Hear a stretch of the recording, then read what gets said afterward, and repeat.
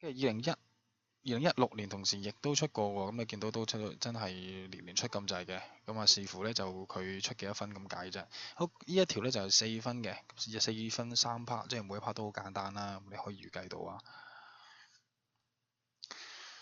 好 A part 咧就係5m 減10n，咁呢一個就最簡單嗰隻抽因子啦，係咪啊？抽因子抽啲大家都有嘅嘢啦，大家有嘅嘢就係5啦，唔使講啦。OK，咁抽個 2n 出嚟得唔得？5乘翻入去，咁樣5乘翻入去啊，呢個要等於翻5n 啦，5乘翻入去負 2n 就等於負10n 啦。OK，好，搞掂 A part。好 B，m 二次加 mn 減6n 二次啊。咁啊，呢一個就要用十字相乘噶啦，得唔得？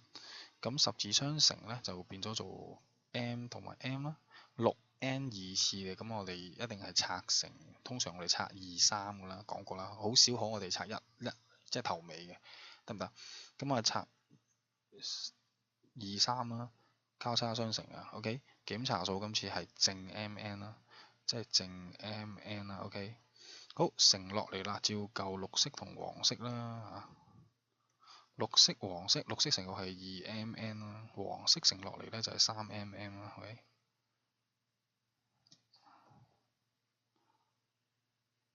好啦，跟住2mn 同3mn 點可以有正一個 mn 呢？咁好簡單，就係呢度負呢度正咪得咯，係嘛？好啦，如果要負嘅話，即係呢度負啦；正3嘅話，即係呢度正啦，啱啱？跟住最尾做一步啦，檢查呢一個乘出嚟係咪等於翻呢一個嘛？OK，負 2n 乘正3n 個負2係咁啱啦，得唔得？哦，咁即係我哋知道其實咧個爆出嚟個括號咧就會係咁樣啦。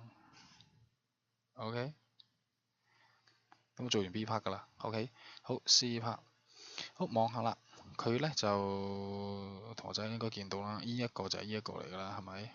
咁啊，跟住咧呢一個就會係呢一個嘅爭個負號啦，係咪啊？爭個負號啦，你成多個負號喺出邊嘅話咧，其實佢咪一樣咯，得唔得？咁即係其實減 A part 答案啦。咁我唔夠位啦，咁我就同學仔我就唔抄題目出嚟啦。粉紅色嗰度望一望先，粉紅色呢一度咧，粉紅色呢度揀低咗嘅話咧，其實咧就係用翻 B part 答案啦，係咪？B part 答案其實就會係啱啱十字相乘嗰個啊。好，跟住再減咩啊？揀翻 A part 答案啊嘛，揀翻 A part 答案啊嘛。OK。好，跟住望一望有咩一樣㗎？依個一樣咯，係咪？咁啊，抽個綠色嘅出嚟啦。咁我做完㗎啦，得唔得？C part 咧就有少少巧妙咧，就係要減嗰度啊。OK，咁唔識嘅話，同學仔咧就可以咧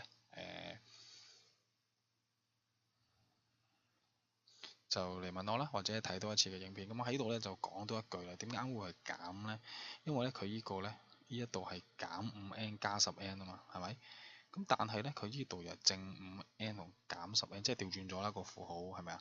咁所以其實如果你係呢一度，你呢一度咧就我想象下個符號係咁樣嘅，呢一度減係咪即係減 A part 答案？但係呢一度就由正變咗負啊。OK，因為你個符號食翻入去係變咗做正噶嘛，得唔得？